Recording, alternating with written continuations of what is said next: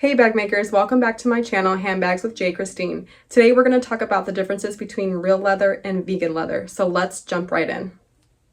Let's start with vegan leather. Vegan leather is also known as vinyl or PVC. PVC is actually just plastic, so there is a major difference between real leather and vinyl or vegan leather. The great thing about vegan leather is that there are no imperfections, it's cheap, and for the most part, you can sew through it on a home sewing machine because it's not as thick as real leather. Vegan leather also comes in an array of colors and textures that are similar to real leather or to give the effect of real leather. So it is a great material to start with if you're wanting to work up to using real leather in your bag projects. The drawback of using vegan leather is that it's actually plastic. So if you're looking for something eco-friendly, vegan leather is not the option that I would choose. Vegan leather is termed vegan leather because it actually does not come from an animal hide. And for the most part, vegan leather is not biodegradable, whereas real leather is actually biodegradable because it comes from an animal. When I started making bags, I actually started with vegan leather and then transitioned over to using real leather. So if you're just starting out, it is a great tool to use if you're wanting to learn to make bags without having the cost and the waste of real leather. But keep in mind, again, if you're looking for something that is eco-friendly, plastic unfortunately is just not one of those options. With that being said, I still want to show you guys a couple of samples of vegan leather that I have left over from when I used to make bags with vegan leather. I have two different samples that I'm going to show you. I believe they're both different colors and they do have texture to them. So again, what's cool about vegan leather is that they can be made with textures that resemble real leather without the imperfections. So let me go ahead and show you guys that now. Okay. So this is the first sample that I have to show you guys. It is obviously a dark blue. Here's the back.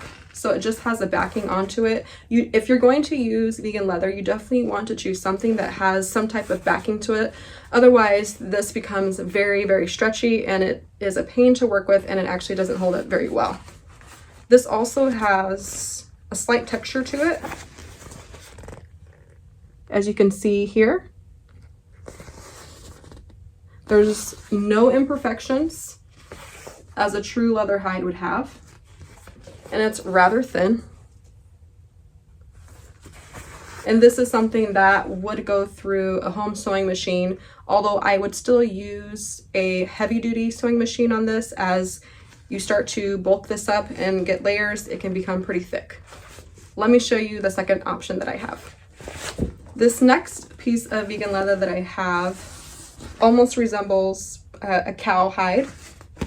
It's just a neutral tan color.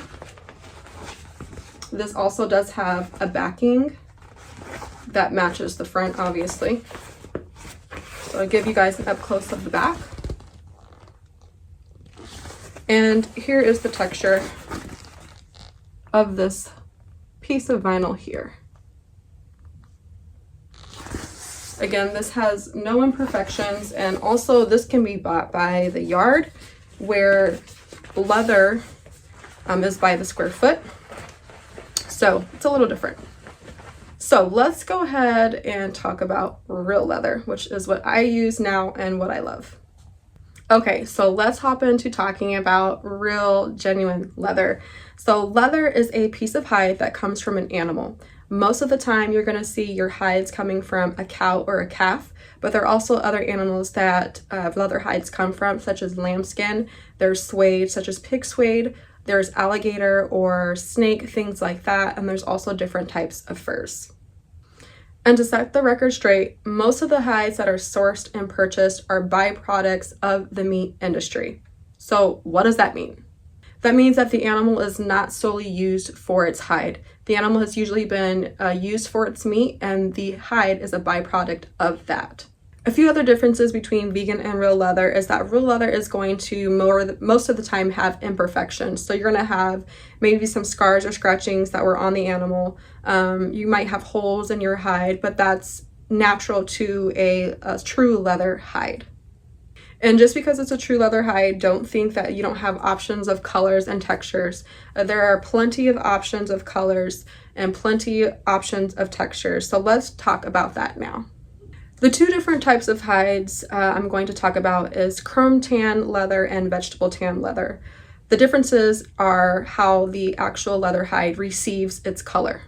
So chrome tan leather is a chemical-based process of how hides receive their color. So therefore you will see more color options in chrome tan leather versus vegetable tan leather, where it actually receives its color through a natural dyeing process without any chemicals.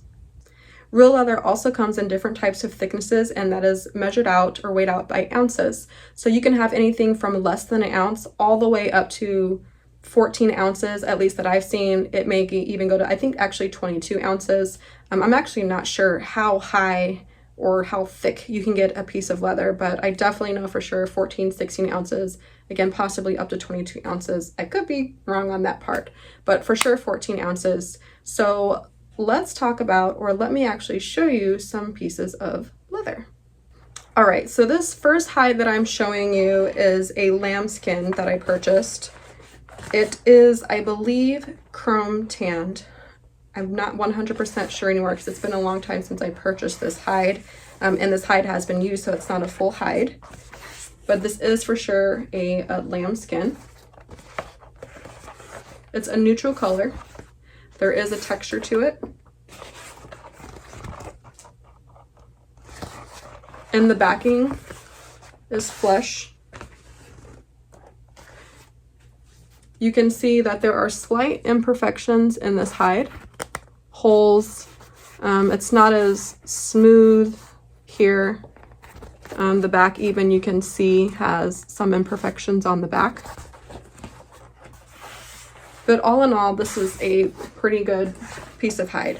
This hide was actually skived as well before I purchased it, meaning that it was one thickness and I requested it to be lower down. So example, say this was 3 ounces originally, but I requested it to be an ounce, so to thin it out.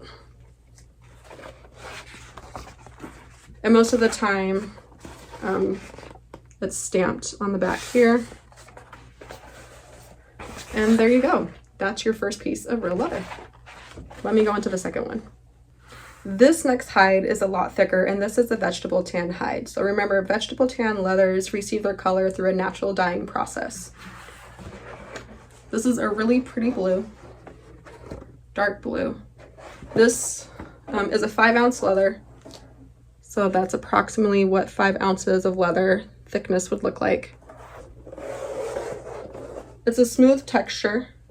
There's a slight texture on it, but it's actually really smooth, really soft, really supple. It's very thick, very sturdy. There are imperfections on this. Let's see right here. You can see there's a lot of crinkling, and that typically happens around the edges of your hide.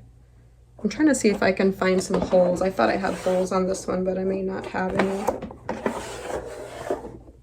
Might have been on a different piece.